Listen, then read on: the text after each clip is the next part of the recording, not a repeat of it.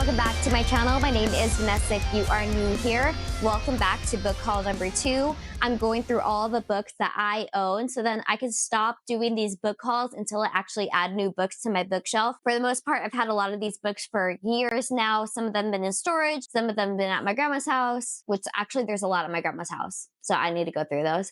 Or some of them have been traveling along with me as I've made my move from LA to Las Vegas.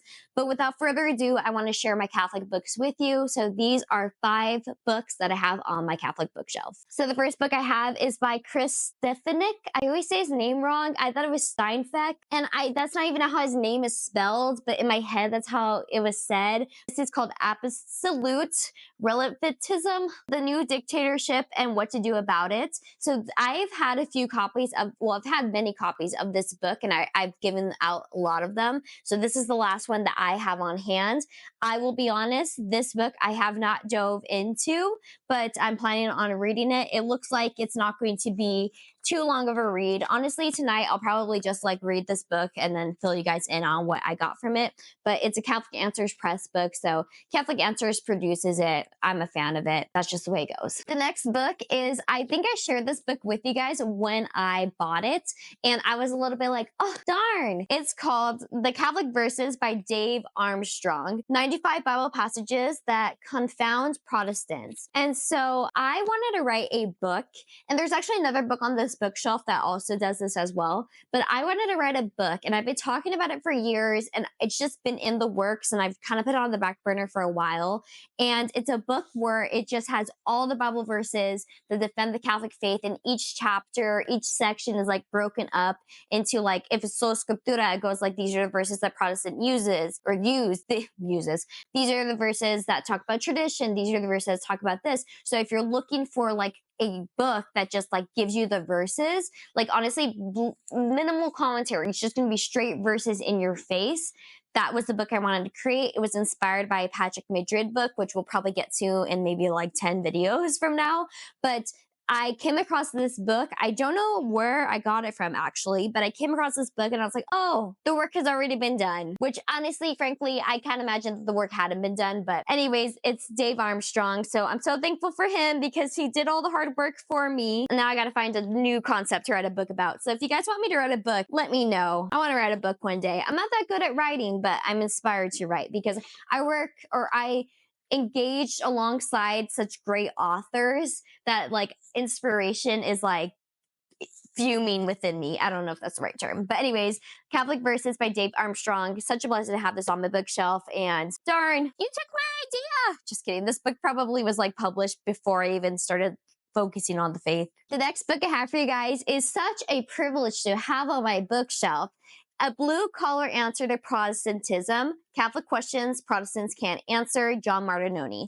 This is the second John Martignoni book I own, and I own 2 copies. No, not 2 copies. I own 2 of John Martignoni's books, and they are because John Martignoni himself sent them my way. And what a blessing, what a privilege, I can't even speak, that is. John Martignoni is someone who is so foundational in my I wouldn't even say reversion to the faith because I never left the church, but so foundational in my total interest in Catholic apologetics. I remember back a couple of years, not even a couple of years ago, it's almost it's been a long time. I'm getting old. I'm 27, by the way. I was listening to his talks on Bible Christian Society. I would download them for free, and they'd ask for a donation. I'm I got no money, so I just download them for free. And then I would take out my legal pads. I didn't have a laptop at the time, so I would just hand write the notes from his talks. And he was just so pivotal in my I don't want to use the word reversion, but if I have to use the word, I'm going to say reversion to the faith. And so I reached out to him back in 2019 and I wrote him an email. I didn't get a response back, which I imagined I wouldn't, because I'm sure I'm just one of the emails in a mailbox of emails that he has. And 2 years later, he got back to me and he sent me one of the books that we're going to probably get to. It's somewhere, it's right here actually. We're going to get to in maybe 5 or 6 videos. he sent me that book 2 years later, saying that like he really is interested in like the work that I'm doing. And then recently he sent me this book as well, just reaching back out, just being my friend. And I'm like, John Martignoni knows who I am. He knows who I am. So I'm so excited. And someone else is like, oh yeah, John Martignoni knows you. And I'm like, all of my heroes know my name. And I don't know, I really hope it's for good reason. I hope it's not like, oh, stay away from that one Catholic girl. But even then, all press is good press. That's what I learned in marketing classes. The next book I have is by Bart Ehrman. I actually went out of my way to purchase this book for myself. I got it from the thrift store. It's Misquoting Jesus, the story behind who changed the Bible and why. And it's because I own another Bart Ehrman book. I actually own multiple Bart Ehrman books, but I own a book by my college professor, and he responded to this book, and that was one of our textbooks in our class, which honestly, I have not seen it since unboxing my book, so I think it may be at my grandma's house. If not, when I come across it in one of these book haul videos, I will pull this one and tell you guys what I'm talking about.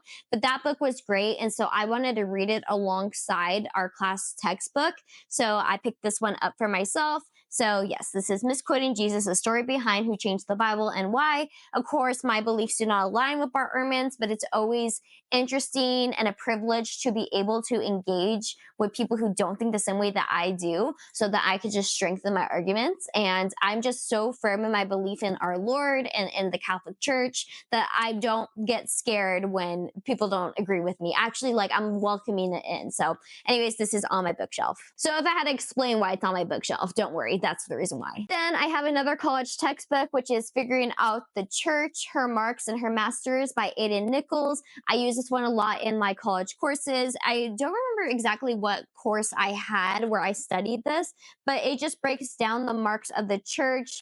So the marks of the church, the masters of the church.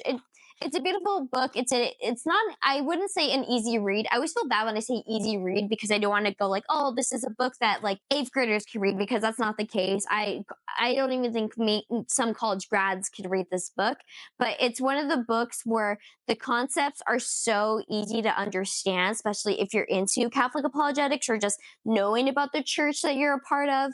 This book is quite easy to read with that. And so it's such a blessing to have it on my bookshelf. The 4 marks of the church are so essential in any dialogue that we have about the church. So it was such a blessing to have this as a college textbook because, of course, I had to buy it for school. What a better, like, now I get to add it to my bookshelf. What a blessing to get a theology degree, honestly. So, one of my favorite books is actually on my desk. I need to go get that for the next video. So guys, those are 5 other books that I have on my Catholic bookshelf. If you guys want to see other Catholic books that I have on my bookshelf, then hit the subscribe button and also hit that bell. No, I'm not YouTubing right anymore. If you like this video, please give it a like. If you didn't like the video and you thought I talked too much, please give it a dislike.